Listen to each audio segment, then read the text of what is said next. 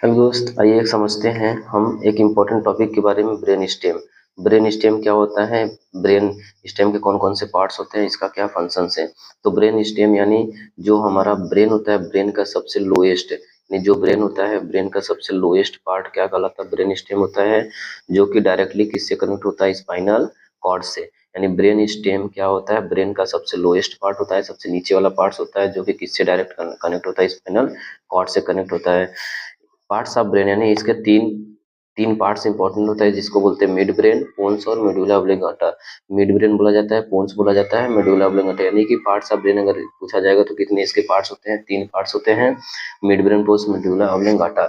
इसका main functions क्या है, आइए समझते हैं। रेगुलेशन ऑफ यानी कि ब्रेन स्टेम का मेन फंक्शंस होता है ब्रीदिंग को रेगुलेट करना। यानी जो हम जो ब्रीदिंग का प्रोसेस होता है उसको रेगुलेट करने का काम करता है। मतलब कि हार्ट रेट को क्या करता है? रेगुलेट करने का काम करता है। ब्लड प्रेशर को भी क्या करेगा? रेगुलेट करने का काम करता है। वोमिटिंग और कफिंग को भी क्या करता है?